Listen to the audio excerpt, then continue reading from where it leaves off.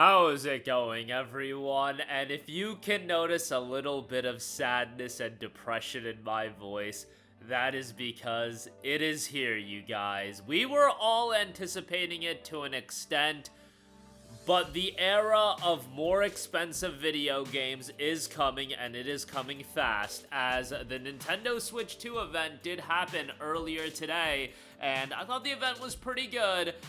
They weren't gonna be directly clarifying that some of their games are in fact $80, and one of the most notable ones is Mario Kart World.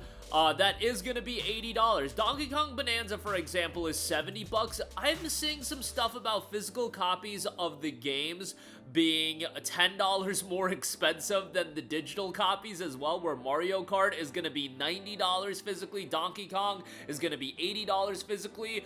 Don't quote me on that at this point, but the $80 MSRP for Mario Kart World, that is confirmed. That is confirmed an $80 game, and the upgrades on Nintendo Switch 2, they are going to cost money. They're going to be, I would imagine, a $10 upgrade, but if Mario Kart World is going to be $80, would not put it out of the realm of possibility of like a Metroid Prime 4 being $80. I could see it being 70 on Switch, 80 on Switch 2. At the very least, 60 on Switch, 70 on Switch 2. $70 seems to be the minimum price for the major first-party games, but the more notable ones, the ones that are going to get a lot of attraction, like a Mario Kart World being $80, that is going to be the expectation, and that is going to set a standard for the premier video games coming out. If you don't think that Sony, Microsoft even, and Rockstar are gonna follow in suit, especially a Microsoft, and I'll explain why in a second, but a Rockstar, Grand Theft Auto 6 being $100, how big of a talking point has that been? And if I'm looking at it from a sheer business standpoint, Mario Kart's gonna sell at $80. Grand Theft Auto 6 is gonna sell at $80, $90, $100. Those games are gonna sell. And if you've actually been following the games industry, anyone that has been looking at the special editions, the fake early accesses, they have been trying to artificially raise the price of video games for quite a while now. Nintendo is just the first one that is outright ripping the band-aid off, and they're gonna up it to $80 for the standard edition of the games. The other games, they haven't had the balls to go the route of $80 for the base copy of the game. It just takes one to take that leap forward to price their games at $80. It wasn't gonna be a case of, you know, NBA going with an $80 base price. Well, what they'll do is, we'll give you guys early access if you buy that premium edition for $100. Ubisoft did the same thing with so many of their games, although they did go back on that with Shadows. They didn't do a $100 premium edition or gold edition and then a $130 ultimate edition, whatever the pricing structuring is. You guys get the idea, but man, gaming is gonna be a very, very expensive hobby, you guys, and this is just gonna be something that you have to deal with. Now, at the end of the day, gaming's an expensive hobby if you want to play the games day one. If you want to play them right away, y'all already know. On my channel, we cover game discounts. We cover games going on sale, so on and so forth. But guess what? If a game starts off at $80, it's gonna take longer for it to get down to $20. That is just the reality of the situation. You see games come out at $70, and they're gonna hold up at a premium price point for quite a while. You know, nowadays, you'll get your God of War Ragnaroks at $30 or $40, and you'll get Ratchet Rift Apart at $30, $40, around the $30 range, but it takes years to get to that. For a lot of people, they're okay with that. That's not the biggest deal in the world. You look at all of the games that are available, the backlog, patient gamers, that's a huge thing going on, but the fact is, an $80 price tag, it's really hard to defend it from the standpoint of it's good for the consumer. No, it's not good for the consumer, but they are businesses trying to make as much money as humanly possible. And you've seen everything going on in the games industry, the layoffs, etc., etc. You know, a lot of arguments can be made. The layoffs should be happening when some companies are making the kind of money that they are. But such is life with how these things work. I would not be surprised whatsoever if Call of Duty in the very near future, that's one of those franchises I look at. Activision definitely looks at that.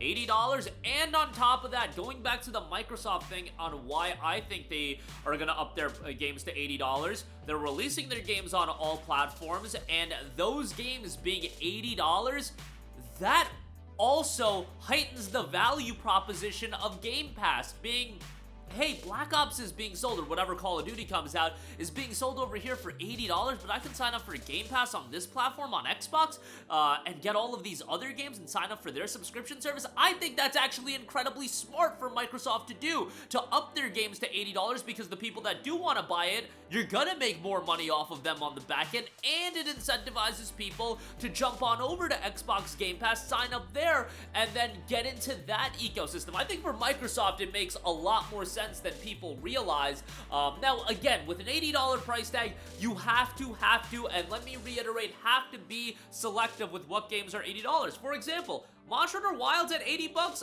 I think people would have bought that. With how Capcom support that game, I think Monster Hunter Wilds could have gotten away with the $80 price tag. I really do believe it could have. Dynasty Warriors Origins, on the other hand, game did really well. At an $80 price point, I think people are going to be pushed away from a Dynasty Warriors Origins. And I bring that up because Dynasty Warriors Origins just came out. It was priced at $70. It did fairly well, and it was a good game. Yeah, it's very easy for me to say, Callisto Protocol at $80? Yeah, good luck with that one. Worlds of Aveum at $80? Yeah, good luck with that one. You have to be super selective when it comes to these games being priced at $80, $90, $100 if that's what GTA is ultimately going to be. But a Mario Kart being $80, it's still going to sell an obscene amount of copies. A GTA being priced at $80, $90, $100, it is still going to sell an obscene amount of copies. I believe Call of Duty is going to sell an absurd amount of copies. If they do a new God of War, if they do whatever, you know, those IPs at that level at $80, I think they will ultimately still sell. I think when the IP has that many legs to it, the people that were gonna wait on a sale at a $70 price point, I just feel like they're gonna wait on a sale at an $80 price point as well when it comes to the bigger IPs. But the bigger IPs, if you're invested into that IP, you're gonna buy it at $80, I believe. Dynasty Warriors Origins, I just bring that up because I really do believe that game brought Dynasty Warriors to a new level of success.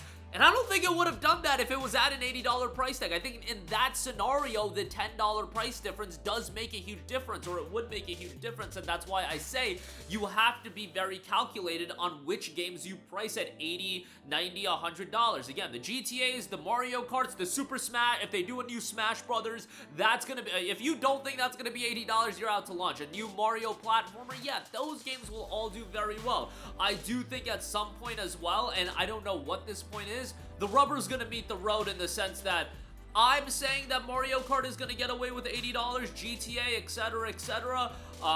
I don't know how much further we can push it with this economy, and you know they're gonna continue trying to push it. It's not just gonna be a case of, oh, it's gonna be $80, but we're gonna eliminate all the nonsense as far as fake early access. No, it's gonna be $80, $110 for the gold edition with fake early access, $140 for the ultimate edition with everything included. You know, that's what is ultimately gonna happen, and at some point, the rubber is gonna meet the proverbial road, and people are gonna have enough. What that point is, I don't know, but they're clearly gonna try to push you to that point, and I'm sure they're calculating it, and whatever Sony decides to do, whatever Sony's output is from a first-party standpoint. Wolverine, you kidding me that they're not thinking about an $80 price point on that? I feel like that's absolutely within the realm of possibility. $80 on a game like Wolverine, $80 on a game like Spider-Man 3, and even if it's not $80 right now, next year, whatever, PlayStation 6 isn't that far away, you guys. We are 5 years into this generation. The PS6 should be out in 27, 28, absolutely by then. $80 price points are gonna become more commonplace in gaming as a whole, and I know it's a dire state of events for a lot of people, and it's not a great price point. Like, let's be honest, $80, that's a lot of money, and I just don't know how many games can get away with it. But let me know your thoughts in the comment section down below. Interested to hear what you guys think for sure. Sound off there, thank you for watching, and let me just say, only a few games. The next Final Fantasy VII, I think that could get away with an $80 price point. The next mainline Final Fantasy, again, $80, I think that could get away with it. GTA, maybe like a Horizon, like that's on the fringe. Is Horizon that big of an IP? I mean, you look at the sales numbers and the amount of content, I think people might pay $80 for a Horizon PlayStation 6 launch title. I think it would do pretty well. But let me know what you guys think in the comment section down below. Sound off there. Thank you for watching, and goodbye. Hey guys, we hope you enjoyed the video, and if you did, make sure to hit the subscribe button, and if you're already subscribed, do us a favor and hit the bell icon. This way you'll be notified whenever we post a new video. That's the best way to keep up with all of our uploads, and we usually try to upload 2 videos a day. And with the bell icon hit, you'll be notified whenever we do upload a video. As always, thanks for watching.